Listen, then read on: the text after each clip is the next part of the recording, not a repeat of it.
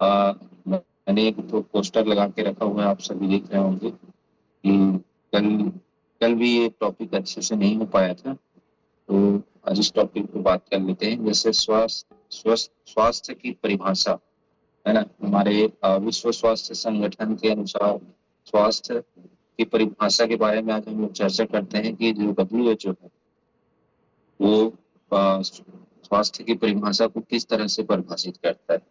तो WHO कहता है कि स्वास्थ्य केवल रोग या दुर्बलता का अभाव नहीं है, बल्कि शारीरिक, मानसिक और सामाजिक रूप से पूर्णतः स्वस्थ होने की अवस्था है ना। अब हम इसको कैसे देख सकते हैं। WHO क्या कह रहे हैं? WHO का कहना है कि स्वास्थ्य केवल रोग या दुर्बलता का अभाव नहीं है, बल्कि शारीरिक, मानसिक और सामाजिक रूप से पूर्णतः स्वस्थ होने का अवस्था है। इसमें मतलब 3 पॉइंट बताए गए हैं, 3 घटक है मान के चलिए स्वास्थ्य के।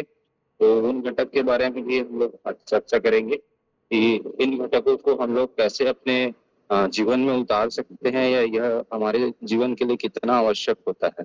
तो इस सभी के बारे में भी हम लोग चर्चा कर सकते हैं, है ना। तो स्वास्थ्य की परिभाषा के बारे में अगर हम बात करें तो आप सभी पोस्टर में देख पा रहे होंगे कि WHO विश्व स्वास्थ्य संगठन के अनुसार जो मैंने अभी बताया, शारीरिक, मानसिक और सामाजिक, है ना, ये 3 चीजें हमारे स्वास्थ्य की परिभाषा को परिभाषित करती है। और यह कैसे परिभाषित करती है इसके बारे में भी आज बात करते हैं। तो सबसे पहला है, आप सभी देख रहे होंगे पिक्चर में, शारीरिक स्वास्थ्य। तो शारीरिक स्वास्थ्य हम लोग आज कहते तो हैं कि सभी का शारीरिक स्वास्थ्य अच्छा है, या हम लोग बोलते हैं कि ना हमें तो कई लोग गर्व से भी बोलते हैं कि हमें तो कोई बीमारी नहीं है, हम तो पूर्णतः स्वस्थ हैं। लेकिन ऐसा कहना आज बिल्कुल गलत है, क्योंकि आप सभी देख रहे हैं कि आज हर एक घर में, है ना, हर एक घर में दवाई का एक छोटा सा दवाई का टुकड़ा या फिर रैपर रखा ही रहता है। नॉर्मल आजकल जो गैस एसिडिटी वाली जो दवाई है वो तो आपको घरों घर देखने को मिलेगी। आप किसी के भी घर में चले जाएं, आजकल सबके घर में कोई ना कोई ऐसा मरीज मौजूद है जो गैस या एसिडिटी की दवाई ले रहे हैं, है ना, इस तरह की दवाइयों का सेवन कर रहे हैं। तो हम कैसे कह सकते हैं कि वह शारीरिक रूप से स्वस्थ है ना। तो शारीरिक रूप से स्वस्थ की परिभाषा कुछ और ही मतलब होनी चाहिए, जो कुछ और ही है। जैसे इसमें लिखा हुआ है, शरीर का सभी अंगों का सही ढंग से कार्य न करना, है ना। शरीर के सभी अंगों का सही ढंग से कार्य नहीं करना, अर्थात हमारे जितने भी आर्गन है ना, बहुत महत्वपूर्ण आर्गन है। जैसे मान के चले कि आपके हार्ट को लीजिए, अगर हार्ट का आपका जो रिदम है, जो आपका हार्ट का धड़कने का जो रिदम है, अगर वह थोड़ा बहुत भी इधर उधर होता है, तो आप मान के चलिए कि आपके जो हार्ट है वो सही तरीके से कार्य नहीं कर रहा है। और सही तरीके से कार्य नहीं कर रहा है अर्थात वह कहीं ना कहीं आपको बीपी, है ना, बीपी की समस्या की ओर इशारा करेगा ही करेगा, अर्थात आपको शारीरिक रूप से फिट नहीं हो। दूसरा चीज है, आजकल लोग मोटापे और ब्लड शुगर और बीपी, है ना, ये इन सब बीमारियों का एकदम कॉमन हो गया है। आज हर एक इंसान को कॉमन हो गया है ये बीमारी। मतलब अभी जैसे हम बात करते हैं ना, कई बार हम लोग डायबिटीज वाले क्लास में भी बात की कि हम अमेरिका के बाद दूसरे नंबर पे आ चुके हैं हम लोग, है ना। और कुछ दिनों में मतलब बताया जा रहा है कि भारत पहले नंबर पे डायबिटीज पे आ चुका है। तो अगर मान के चले कि भारत में हर 10 में से 3-4 व्यक्ति को अगर मान के चले डायबिटीज है, तो हम कैसे वो कह सकते हैं कि भारत भारत भी शारीरिक रूप से स्वस्थ है ना। तो भारत भी शारीरिक रूप से स्वस्थ नहीं है। तो उसी भारत को शारीरिक रूप से स्वस्थ करने के लिए ये स्वास्थ्य की जो परिभाषा है उसको भी हम लोग परिभाषित कर सकते हैं हमारे भारतवर्ष में भी, है ना। तो यही है कि शारीरिक स्वास्थ्य जो रोग से मुक्त होना चाहिए, है ना, रोगों से मुक्त होना चाहिए, शरीर के सभी अंगों का सही ढंग से कार्य करना चाहिए, संतुलित आहार, नियमित व्यायाम और पर्याप्त नींद भी अच्छी होनी चाहिए, है ना। ये सब चीज आपके शारीरिक स्वास्थ्य में ही आने वाले हैं।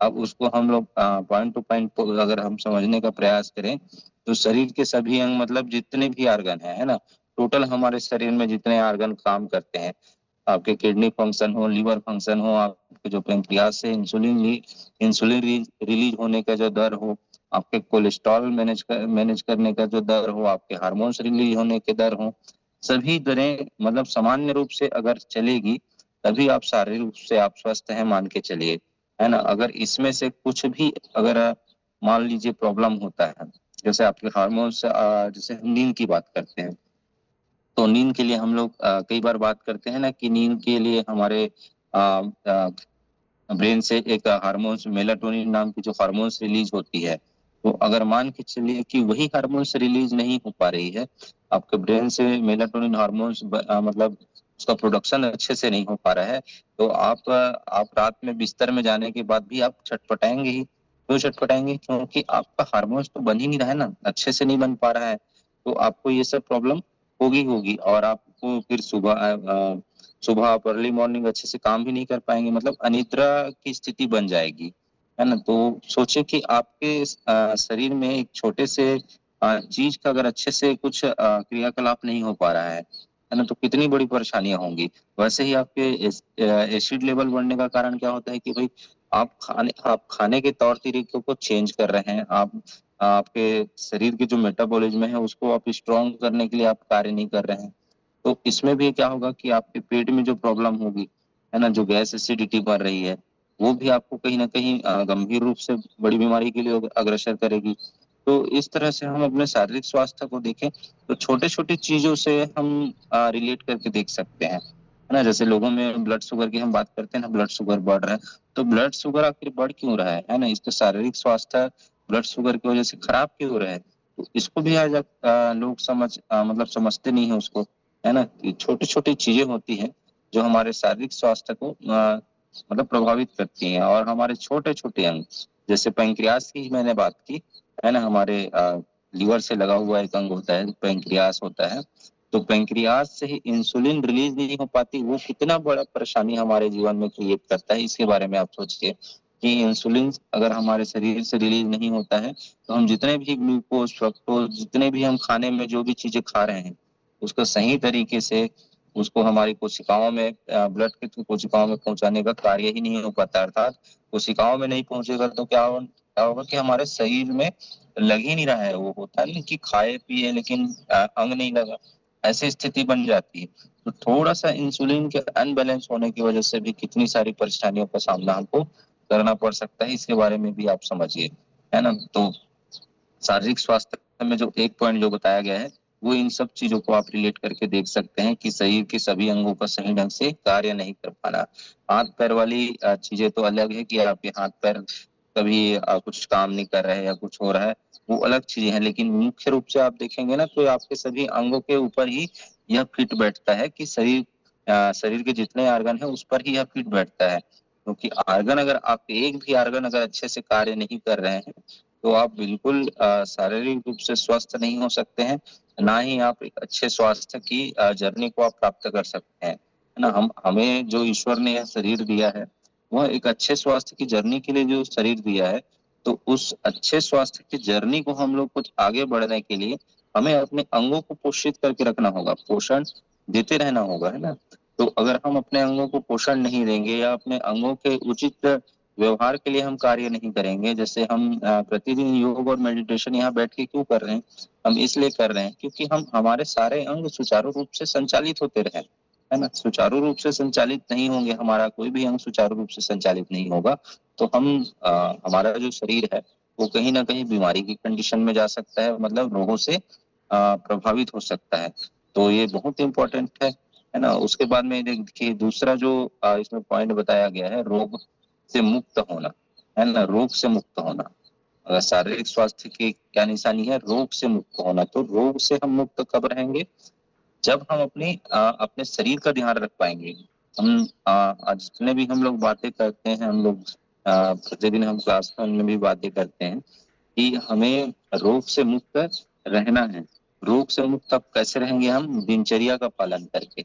अगर हम अपने दिनचर्या को सही तरीके से बना नहीं पा रहे हैं, मान के चलिए कि हम सो के उठने में भी हम लोग आलसपन अगर हमको लग रहा है या हम कर रहे हैं, तो भी हम अपने पूरे मान के चलिए कि पूरे रोग को हम आमद आमद दे रहे हैं हमारे शरीर में जितनी भी बीमारियाँ हैं, हम ये बोल रहे हैं कि हम सो के उठ नहीं रहे हैं, या हम योग प्राणायाम नहीं कर रहे हैं, तो हम क्या बोल रहे हैं कि आइए आप बीमारियां हमारे शरीर में आप आइए और घर करिए, ऐसा हम उसको आमद दे रहे हैं। तो हमें ऐसे आमद नहीं देना है, हमें रोग से मुक्त होने के क्रियाकलाप हमको नित्य करते रहने हैं। अब रोग से क्रियाकलाप करने के नित्य कोई बड़ा भारी भी नहीं है। हमें प्रतिदिन अच्छे से पानी पीना है, हमें अपने भोजन के समय का ध्यान रखना है, हमें अपने सोने उठने बैठने के समय का ध्यान रखना है। अगर हम इतना ही हम अपने जीवन में पालन कर लेते हैं, अपने कार्यों को अपने नित्य कार्यों को करते करते ही हम इन कुछ नियमों को पालन कर लेंगे, तो हम निश्चित हम रोग से मुक्त रहेंगे, है ना। तो रोग से मुक्त होना भी एक शारीरिक स्वास्थ्य की निशानी है, इसमें कहा गया है। अब उसके बाद जैसे हमने पॉइंट की बात कर रहे थे, अब तीसरा पॉइंट इसमें दिया गया है कि संतुलित आहार, नियमित व्यायाम और पर्याप्त नींद लेना चाहिए। बिल्कुल हम लोग भी इस बात पर डेली चर्चा करते हैं कि हमें संतुलित आहार बिल्कुल लेनी चाहिए, है ना। संतुलित आहार की परिभाषा क्या है कि आपके किचन से जो चीजें बन रही, जो भोजन बन रही है ना, ऐसी चीजों को आपको शामिल करना चाहिए, ना कि मार्केट से आपको जो भी फूड मिल रहे हैं, है ना, जो प्रिजर्वेटिव मिला हुआ, अगर डिब्बा बंद पैकेट खाना मिल रहा है या कोई भी पैकेट वाली चीजें मिल रही है, या फिर आप ऐसे चीजों का सेवन कर रहे हैं जो ज्यादा तेली है, ज्यादा मैदे युक्त है, तो इन सभी चीजों से आपको अवॉइड होने की जरूरत है। और एक संतुलित आहार की परिभाषा जो हम बार बार जो बात करते हैं, है ना, कि हम घर की बनी चीजें को खाएं। अगर हम घर की बनी चीजों को खाएंगे तो हमारे लिए वो संतुलित आहार हमारे लिए वो सही बैठेगा, है ना। और हमें अपने खाने के कैलकुलेशन को बना के रखना भी बहुत जरूरी है, क्योंकि खाने के कैलकुलेशन को अगर हम अच्छा नहीं रखेंगे, हम अपने खाने में नियंत्रण नहीं रखेंगे, या हम हमारे खाने में नियम नहीं रखेंगे, तो भी हम रोगों को हमारे शरीर में आमद देंगे और आगे चल के हमारे शरीर को ही या हमको ही परेशानियों का सामना करना पड़ेगा। तो ये है कि संतुलित आहार आप अपने घर में प्रयास करें कि संतुलित आहार को आप मेंटेन करते हुए अपनी स्वास्थ्य की जर्नी है उसमें आगे बढ़ते रहें, ना कि अनर्गल चीजों का सेवन, है ना। उसके बाद में है नियमित व्यायाम, जैसे हम सभी यहाँ प्रतिदिन करते हैं। आज थोड़ा मिथिलेश सर का स्वास्थ्य खराब होने की वजह से हम लोग नहीं कर पाए, लेकिन हम लोग प्रतिदिन अपने से कम आधा घंटा का अगर व्यायाम करते रहते हैं, है ना, नियमित व्यायाम करते हैं, तो भी वो हमारे जो शारीरिक स्वास्थ्य है उसको बेहतर करने की ओर हम लोग अग्रसित होंगे, मान के चलिए। तो ये भी हमारे लिए अच्छा है, क्योंकि नियमित व्यायाम से, अगर आप नियमित व्यायाम, नियमित मेडिटेशन अगर करते हैं, तो निश्चित आपके शरीर से 75 से 80% बीमारियां अगर नहीं आई हैं तो कभी आएंगी भी नहीं, और जो आने वाली है वो भी दूर हो जाएंगी। तो नियमित व्यायाम और मेडिटेशन हमारे लिए बहुत जरूरी है ना। नियमित व्यायाम से हमारे सर के जितने भी हमारे शरीर के जितने भी नस और नाड़ियां है ना, वो खुलती हैं, है ना। तो हमें ये ज्ञात होना चाहिए कि हम योग क्यों कर रहे हैं, हम मेडिटेशन क्यों कर रहे हैं। अगर हमें ज्ञात है कि नहीं, हम अपने शरीर के लिए कर रहे हैं, हम अपने शरीर को बेहतर रखने के लिए कर रहे हैं, हमारे शारीरिक स्वास्थ्य को अच्छा रखने के लिए कर रहे हैं, और मुझे अपने शारीरिक स्वास्थ्य को अच्छा प्रतिदिन रखना है, अगर हम इस प्रण को अगर लेकर के चलेंगे, तो निश्चित ही हम हमारे जीवन में सफल होंगे और हमारे स्वास्थ्य में भी हम सफलता की ओर आगे बढ़ेंगे। उसके बाद में है पर्याप्त नींद लेना। तो ये पर्याप्त नींद लेना भी आपके इसी सब चीजों से रिलेटेड है। मान के चलिए कि आपने अगर प्रतिदिन अपने नियम का पालन किया, अपने खाने पीने के जो तौर तरीके हैं उसको कभी नहीं बदले, आप संतुलित आहार पे ही चलते रहे, और नियमित आप योग और व्यायाम में भी आपने भरपूर समय दिया, मतलब आपको जितना समय देना चाहिए उतना समय दिया, तो आपको पर्याप्त नींद आनी ही आनी है ना। अगर आप मान के चलिए अपनी दिन, आपको भटकना ही नहीं है, अपने दिनचर्या से बिल्कुल नहीं भटकना है। जिस दिनचर्या का पालन आपको करने से, जिस दिनचर्या को आपको पालन कर रहे हैं उससे आपको आपको सुकून मिल रहा है, आपके शरीर को रोगों से मुक्ति मिल रहा है, तो ऐसे नियम का पालन हमें प्रतिदिन करते रहना चाहिए, ताकि पर्याप्त नींद हमें मिले, और पर्याप्त नींद मिलने से हमारे शरीर को बेहतरी मिले और स्वास्थ्य मिले। तो इसके लिए भी हमें निरंतर कार्य करते रहना चाहिए, और हमें जो हमारे नियम हैं उनका पालन हमें प्रतिदिन, रोज रोज, ऐसा नहीं है कि हम आज छुट्टी मना लेते हैं, ऐसा नहीं होना चाहिए, है ना। अगर महीने में एक आध बार अगर किसी चीज की बात है तो अलग है, लेकिन हमें कोशिश करना चाहिए कि हमें नित्य प्रतिदिन हमारे नियमों का पालन हमको करते रहना चाहिए, हमारे खाने पीने के नियमों का, हमारे व्यायाम के नियमों का, हमारे सोने के नियमों का, इन सभी नियमों का पालन हमको, सोने उठने के नियमों का पालन हमें करते रहना चाहिए। इससे हमारा शारीरिक और मानसिक और सामाजिक स्वास्थ्य सभी बेहतर हो सकते हैं। तो ये तो हो गया शारीरिक स्वास्थ्य की बात। दूसरे पॉइंट में आप आ जाइए, दूसरे घटक में मानसिक स्वास्थ्य, है ना। मानसिक स्वास्थ्य, इसमें WHO के द्वारा क्या कहा गया है कि मन का शांत और संतुलित होना, है ना। मन का शांत होना और संतुलित होना। निश्चित ही अगर आप मान के चलिए कि आप अपने दिनचर्या में बने हुए हैं, आप मान के चलिए कि आप कंटिन्यू आप एक अच्छा काम कर रहे हैं, आप अपने शरीर का देखभाल अच्छे से कर रहे हैं, अपने काम को कर रहे हैं, तो निश्चित आपका मन शांत रहेगा, संतुलित रहेगा और हमेशा आपका मन खुशनुमा बना रहेगा। क्यों खुशनुमा बना रहेगा मन आपका? क्योंकि आप उस मन को खुश रखने के जो कार्य है उसको आप कर रहे हैं, आप अपने शरीर का ध्यान दे रहे हैं। जैसे बताते हैं ना कि कई लोग, विद्वान लोग बोलते हैं कि अगर आपका पेट खराब है तो आपका मन भी खराब हो सकता है। तो निश्चित यह बात सत्य है कि अगर आपका पेट खराब हुआ तो आपका मन संतुलित नहीं हो सकता, ना मन शांत नहीं हो सकता।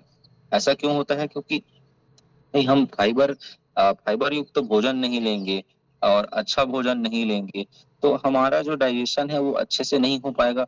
और जब हमारा मेटाबॉलिज्म ही अच्छे से नहीं चल पाएगा, हमारे चयापचय की प्रक्रिया हमारे पेट में अच्छे से नहीं हो पाएगी, हमारे खाने को तोड़ने की प्रक्रिया अच्छे से नहीं हो पाएगी, तो पाचन हमारा अच्छे से नहीं होगा तो क्या होगा कि हमारा गट हेल्थ भी अच्छा नहीं रहेगा। और गट हेल्थ अच्छा नहीं रहेगा तो क्या होगा कि आपके जो कोलेस्ट्रॉल का जो बैलेंस है वो भी अच्छा नहीं होगा। कोलेस्ट्रॉल का बैलेंस अच्छा होना क्यों जरूरी है? क्योंकि उसी कोलेस्ट्रॉल से ही आपके जो खुशी के हार्मोन्स है ना, खुशी के जो हार्मोन्स आपके शरीर में जो उत्पन्न होने वाले हैं, या आपके नींद के हार्मोन जो उत्पन्न होने वाले हैं, तो वो सारी चीजें नहीं बन पाएंगी। तो कहीं ना कहीं हमारे सारी चीजें हमारे एक दूसरे से कनेक्टेड है। अगर हम भोजन अच्छा नहीं लेते हैं तो हमारा पेट खराब होगा, पेट खराब होगा तो हमारे कोलेस्ट्रॉल का स्तर बिगड़ेगा, कोलेस्ट्रॉल का स्तर बिगड़ेगा तो हमें खुशी के जो हार्मोन्स है, नींद के जो हार्मोन्स है, हमारे जीवन में अच्छी पॉजिटिविटी लाने वाली जो हार्मोन्स है, वो हमें अच्छे से प्राप्त ही नहीं हो पाएगी। और वह अच्छे से प्राप्त नहीं हो पाएगी तो हमारा मन शांत नहीं रह सकता, ना ही संतुलित रह सकता है। तो हमें इसके लिए उपाय करते रहने चाहिए, हमें हेल्दी भोजन लेना चाहिए, हमें अपने पाचन को दुरुस्त रखने के लिए जरूर प्रयास करने चाहिए, और हमें अपने कोलेस्ट्रॉल को भी नियंत्रण करने के उपाय करने चाहिए। इसमें आप वो कई बार ऐसे कोलेस्ट्रॉल को अच्छा रखने के लिए भी सर लोग के द्वारा अच्छा जानकारी दिया गया है, तो उसका भी आप पालन कर सकते हैं। और अपने मेटाबॉलिज्म को ठीक रखने के लिए भी आप प्रयास कर सकते हैं। तनाव को संभालने की क्षमता होनी चाहिए। सेकेंड पॉइंट में बोल रहे हैं कि तनाव को संभालने की क्षमता होना चाहिए। तनाव को संभालने की क्षमता अर्थात आपके जीवन में कितनी, हमारा जो जीवन है वह संघर्ष से भरा हुआ है ना। हर एक मानव संघर्ष करके ही इस जीवन को जीता है। अगर मान के चलिए कि आपके जीवन में कोई संघर्ष ही नहीं रहेगा तो फिर वो जीवन किस काम की? तो तनाव को संभालने की क्षमता आप में होनी चाहिए। आपके कोई भी कार्यों में आपको अगर परेशानियां होती है तो उसको आपको आपके जीवन में या आपके व्यापार में, आपके परिवार में अगर कुछ भी चीजों में आपको कुछ परेशानियां होती है तो उस तनाव को झेलने की आपको क्षमता होनी चाहिए। या आपको आपके शरीर को, मन को ऐसा बना लेना है कि आपको उसको झेलना ही है। तो ये भी आपके दिनचर्या से ही, अगर आपका दिनचर्या अच्छा है, गट हेल्थ अच्छे, आपके शरीर में गुड और बैड बैक्टीरिया का बैलेंस अच्छा है, तो निश्चित आप तनाव से मुक्त रहेंगे। उसके बाद में है सकारात्मक सोच, आत्मविश्वास और भावनाओं पर नियंत्रण। सकारात्मक सोच कब आएगी? जब आपके गट हेल्थ अच्छे होंगे, आपके पेट में बैड बैक्टीरिया कम होंगे और गुड बैक्टीरिया ज्यादा होंगे, तो निश्चित आपको एक अच्छी सोच, सकारात्मक सोच आएगी और हमेशा आप पॉजिटिविटी से भरे रहेंगे, आत्मविश्वास से भरे रहेंगे, है ना। और आपकी भावनाओं पर नियंत्रण रखे बोल रहा है, तो भावनाओं पर भी आपका नियंत्रण आपके डेली दिनचर्या से ही होगा। मैंने बताया ना कि पेट के माध्यम से ही आपका मन स्वस्थ रहेगा। तो अगर आपका पेट अच्छा है, आपके पाचन अच्छे हो रहे हैं, आपके डाइजेशन अच्छे हो रहा है, आपकी दिनचर्या अच्छी चल रही है, तो निश्चित आपको सकारात्मक सोच भी आएगी, आत्मविश्वास भी आएगा और भावनाओं पर भी आपका नियंत्रण हमेशा बना रहेगा। तो ये मानसिक स्वास्थ्य के लिए आपको आपकी जो पेट है ना, उसको, या आपकी दिनचर्या है उसको स्वस्थ रखने के लिए हमेशा आपको कार्य करते रहना है। उसके बाद में है तीसरा पॉइंट, आप देख सकते हैं सामाजिक स्वास्थ्य है।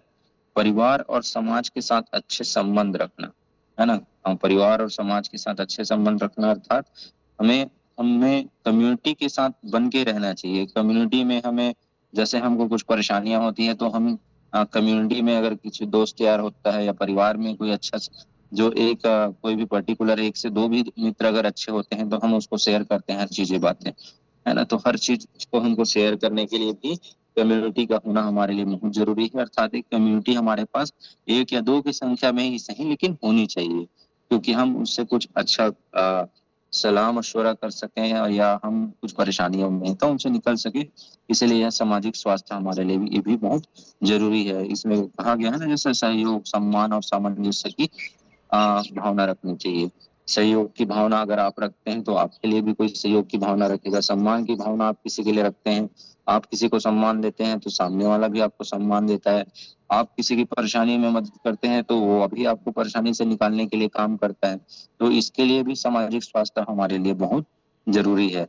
और सामाजिक जिम्मेदारियों का निर्वहन करना, सामाजिक जिम्मेदारियां अर्थात हम समाज में अगर कुछ अच्छा कर सकते हैं तो उसके लिए भी हमको आगे बढ़कर आगे रहना चाहिए। इससे हमारे मन को भी खुशी मिलेगी, शरीर भी हमारा स्वस्थ रहेगा और हम हमेशा एक पॉजिटिव सोच की ओर आगे बढ़ते रहेंगे।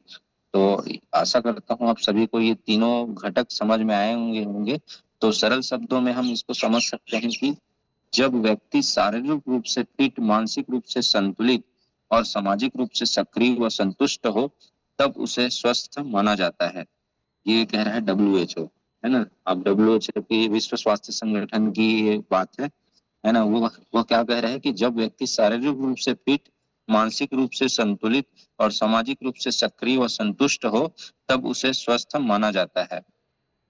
अर्थात हम लोग तीनों स्वास्थ्य हमारा इसी से ही होकर के गुजरता है। मान के चलिए कि हम शारीरिक रूप से फिट, मानसिक रूप से स्वस्थ और सामाजिक परिवेश अच्छा है हमारा, तो हम फिट है या हम स्वस्थ है ना। यह मानता है WHO। ठीक है, तो अब इसमें और कुछ कुछ पॉइंट दिया गया है, जिस पॉइंट के बारे में हम लोग चर्चा कर लेते हैं। जैसे नियमित व्यायाम करें, वो पॉइंट के बारे में हम लोग प्रतिदिन करते ही हैं। मिथिलेश सर हमें प्रतिदिन योग और मेडिटेशन कराते ही रहते हैं। तो नियमित व्यायाम करना भी हमारे लिए एक बहुत ही अच्छी पॉजिटिविटी सोच है, या हम अच्छा कर रहे हैं मान के चलिए। हम अपने शारीरिक स्वास्थ्य, मानसिक स्वास्थ्य और सभी स्वास्थ्य के लिए हम योग और व्यायाम कर रहे हैं, जिससे हमें सब चीजों में हमें सामंजस्य बैठाने में भी सहायता मिलती है। उसके बाद में है संतुलित आहार। संतुलित आहार के बारे में भी अभी हम लोगों ने काफी चर्चा की कि अगर हमें संतुलित आहार हम प्रतिदिन लेते हैं तो हम अपने स्वास्थ्य की जर्नी में हमेशा आगे बढ़ते रहेंगे। उसके बाद में है पर्याप्त नींद। अगर आप नियमित व्यायाम और ये संतुलित आहार अगर आप हमेशा इसका पालन करते हैं तो आपको पर्याप्त नींद हमेशा आएगी और आप एक स्वस्थ नींद लेंगे, स्वस्थ जीवन को भी आप आगे बढ़ते रहेंगे या जिएंगे उसमें। तनाव से दूर रहें और ध्यान करें। तनाव से दूर रहने के हमें प्रयोजन करने चाहिए। हमें ऐसे चीजों को नहीं सोचना चाहिए जो हमारे हाथ में नहीं है। अगर हमारे हाथ में कोई चीज है तो उसके बारे में हम सोच सकते हैं, लेकिन हमारे हाथ में कोई चीज है ही नहीं तो ऐसे चीजों को हमें बिल्कुल नहीं सोचना चाहिए। हमें उस उससे ज्यादा प्रभावित होकर के हमें तनाव में नहीं जाना है। हमें कोशिश करना है, उसके निदान के बारे में सोचना है। लेकिन अगर आप उसका निदान नहीं कर पा रहे हैं तो पर भी आपको उतना टेंशन लेने की आवश्यकता नहीं होनी चाहिए। उसका किसी और तरीके से या किसी और जरिए से उसको हैंडल करने का प्रयास हमें करते रहना चाहिए, है ना। तो तनाव को अपने जीवन में नहीं आने देना चाहिए और प्रतिदिन कोशिश करें कि प्रतिदिन 10 से 20 मिनट हम मेडिटेशन करें तो हम तनाव से काफी दूर रह सकते हैं। हमारे जीवन में कितनी भी परेशानियां क्यों ना आए, हमारे लाइफ में हर किसी के लाइफ में बहुत ज्यादा परेशानियां आती हैं। तो कितना भी परेशानियां क्यों ना आए, अगर हम प्रतिदिन 10 से 20 मिनट अगर मेडिटेशन करते हैं तो निश्चित हम कई सारे तनाव से बच सकते हैं। तो हमें तनाव से बचने के लिए हमें रोज मेडिटेशन, प्रतिदिन 10 से 20 मिनट मेडिटेशन जरूर करना चाहिए और हमें अर्ली मॉर्निंग अधिकतर करनी चाहिए, जिससे हमें हमारे शरीर को फायदा मिल सके, हम तनाव से दूर रहें। तनाव से दूर रहेंगे तो हमारा शारीरिक, मानसिक, सामाजिक स्वास्थ्य सभी अच्छा रहेगा, है ना? उसके बाद में बताया गया है साफ सफाई रखें और स्वच्छ जीवन जिए। साफ सफाई अर्थात आपको साफ सफाई अपने शरीर की साफ सफाई अच्छी रखनी है, आपके मन की साफ सफाई अच्छे से रखनी है। अर्थात आपके मन में कोई निगेटिविटी चीजें नहीं होनी चाहिए, ना सोचनी चाहिए। हमें हमेशा पॉजिटिव सोचना चाहिए, हमें एक कदम आगे बढ़कर पॉजिटिव ही सोचना चाहिए। और शरीर की साफ सफाई की जो बात हो रही है वो आपके खाने से रिलेटेड है। अगर आप खाना स्वस्थ स्वस्थ आहार अगर आप लेते हैं, स्वस्थ भोजन लेते हैं, तो निश्चित आप अपने शरीर की साफ सफाई अच्छे से कर रहे हैं मान के चलिए, है ना? तो साफ सफाई के लिए आपके तन मन सभी में सफाई की होने भी बहुत आवश्यक है, ताकि आप अच्छा एक जीवन जी सकें। उसके बाद इसमें कहा गया है अंतिम में कि स्वस्थ व्यक्ति ही स्वस्थ परिवार, स्वस्थ समाज, स्वस्थ देश का निर्माण करता है। यह निश्चित ही सही बात है। अगर आप स्वस्थ रहेंगे तो आप अपने परिवार को भी स्वस्थ रख पाएंगे, है ना? अगर आप अपने परिवार को स्वस्थ रखने में अगर सफल हो गए, तो आप समाज को स्वस्थ रखेंगे, और समाज को अगर स्वस्थ रखने में सफल हो गए, तो आप अपने देश को भी पूरा स्वस्थ करने की ओर अग्रसित हो सकते हैं। जैसे कि हमारे इस ग्रुप का उद्देश्य है ना, स्वस्थ भारत स्वस्थ समाज।